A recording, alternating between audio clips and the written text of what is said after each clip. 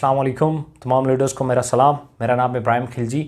अच्छा, एक क्वेश्चन जो काफ़ी अरसे से आ रहा है, लोगों को इंडिविजुअली या ट्रेनिंग्स में जवाब तो मिल जाता है, लेकिन आज हमने सोचा कि इसकी बाकायदा एक वीडियो बना ली जाए। लेकिन ज़्यादातर लोग मुझसे व्हाट्सएप में पूछते हैं, तो इस सवाल का जवाब व्हाट्सएप के ऊपर देना मुश्किल होता है।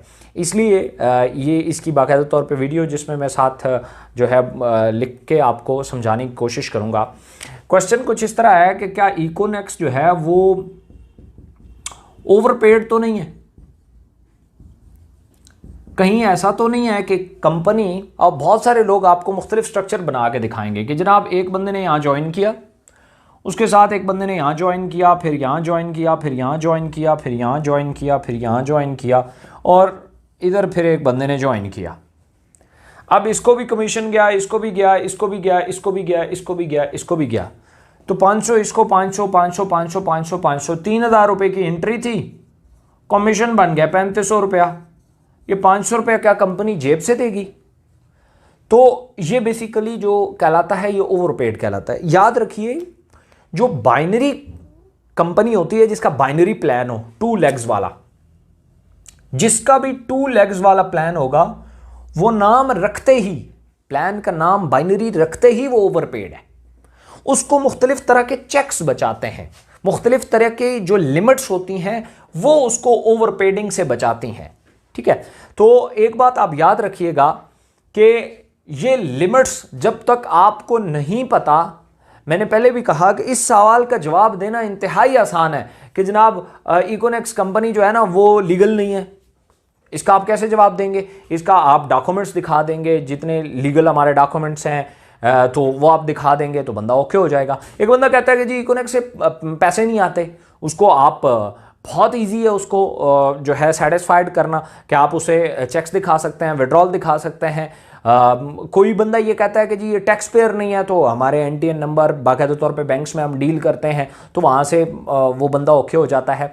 लेकिन अगर वो ये क्वेश्चन करता है कि भाई आपकी कंपनी ओवरपेड है, ज़्यादा दे रही है, अभी तो दे रही है, एक टाइम के बाद जो है वो देना बंद कर देगी, क्योंकि घर के बर्तन बेच के थोड़ी ना कंपनी कमीशन देगी, तो कंपनी भाग जाएगी। वहाँ पे जाके आपका कोई भी हरबा फेल हो जाता है अगर आपको हमारा इस पूरे सिस्टम का पता नहीं है। ठीक है, तो इसलिए इस चीज़ को समझने के लिए बड़ा ज़रूरी था कि मैं व्हाइट बोर्ड का सहारा लेता। डस्टर मुझे दे दें। अब मैं आपको समझाता हूँ कि बेसिकली हमारी कंपनी जो है ये ओवरपेड क्यों नहीं है। एक बात याद रखिएगा कि हमारा पैसा कभी भी सेल बेस जो है तकसीम नहीं होता, क्योंकि अगर इस तरह के लंबा एक बंदा ज्वाइन होता है कि 17,000 का हमारा सबसे बड़ा पैकेज है, अगर कोई 17,000 का पैकेज लेता है और उससे ऊपर सीनियर को सिर्फ 1 रुपया जाता है, 500 रुपये हमारा मिनिमम कमीशन है, लेकिन मैं कहता हूं कि 1 रुपया जाता है, तो 17,000 एक के बाद फिर ओवरपेड है। अगर फर्ज किया एक पैकेज है हमारा 1 लाख रुपए का, मैं एक एग्जांपल दे रहा हूं, तो 1 लाख 1वें बंदे पे फिर ओवरपेड है कंपनी। तो कंपनी जान कैसे बचाए भाई? ये तो 1 लाख का पैकेज भी रखे तब भी ओवरपेड हो जाएगी। इसलिए इस चीज को समझना बड़ा जरूरी होता है कि सेल बेस पैसा जनरेट करना और पे करना, और पूल बेस जो पैसा जनरेट करके पे करना, इन दो में क्या फर्क होता है। एक तो सेल बेस, जब भी कोई कंपनी कमीशन बांटेगी वो कंफर्म फ्लॉप होगी, कंफर्म, क्योंकि मैंने बताया ना 1 लाख का पैकेज भी होगा तो 1 लाख 1वें बंदे पे कंपनी ओवरपेड है। पूल क्या होते हैं मैं आपको समझाता हूं। जब भी कोई एंट्री लगती है 3,000 रुपए की,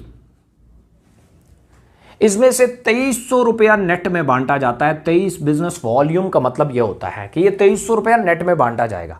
अब यह जाता किधर किधर है, गौर से देखिएगा।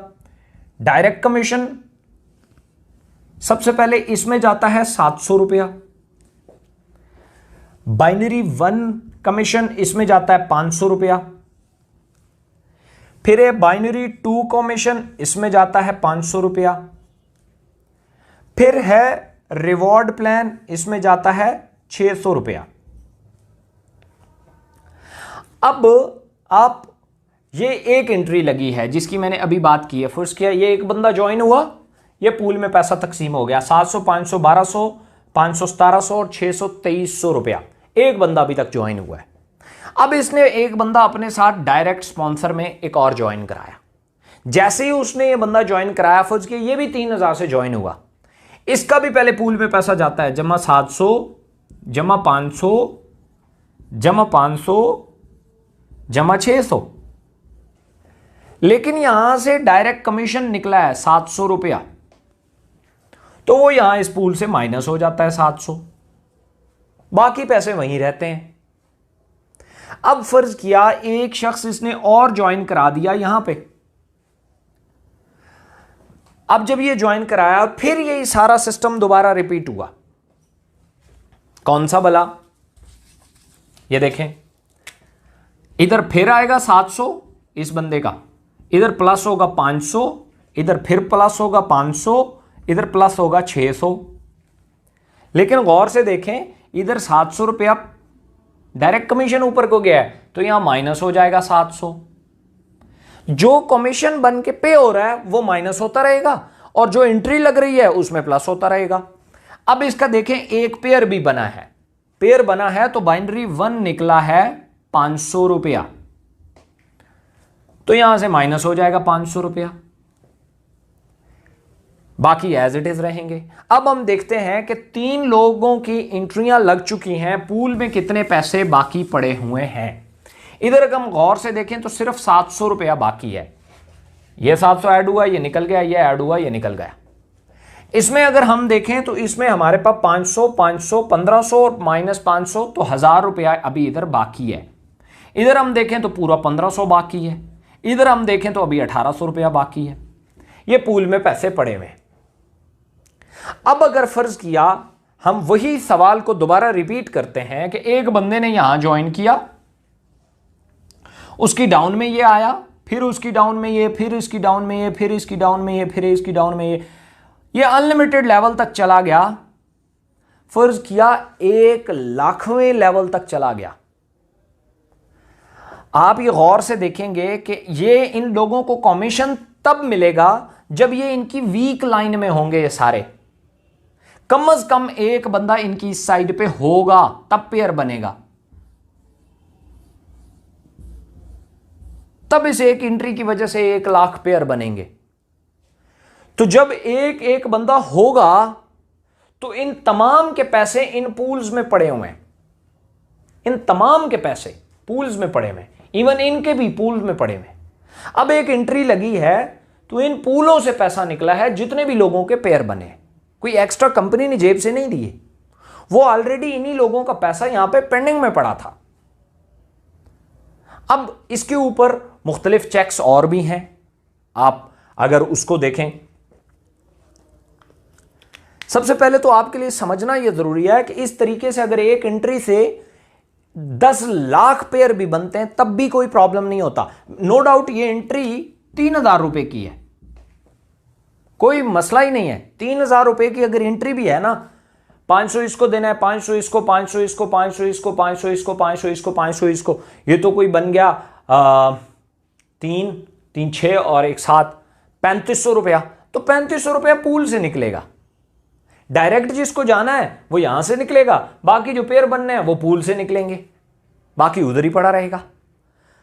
अब इन चीजों को बचाने के लिए इस पे मजीद एक कैप होती है, वो देखते हैं हम। वो कैप क्या है, मुझे उम्मीद है ये चीज आपको समझ आ गई होगी।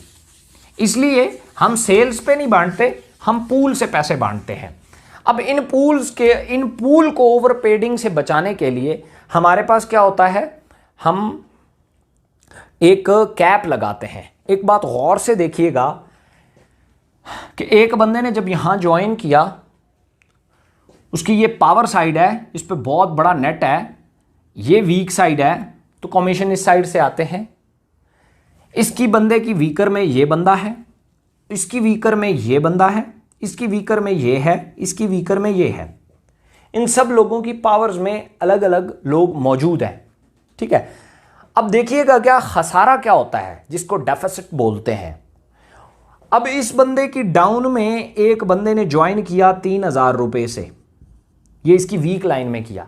अब ये बंदा कहता है मुझे कमीशन आना चाहिए क्योंकि मेरी डाउन में एक बंदे ने 3000 रुपए की सेल की है, इस बंदे की वीकर है, ये भी कहता है जी मेरी भी सेल हुई है, ये कहता है मेरी भी वीकर में 3,000 रुपये की सेल हुई है, ये कहता है भाई मेरी भी 3,000 रुपया सेल है, ये कहता है मेरी भी 3,000 रुपया सेल है, और इस बंदे की भी तो ये वीकर है, ये भी कह रहा है मेरी 3,000 रुपया सेल है।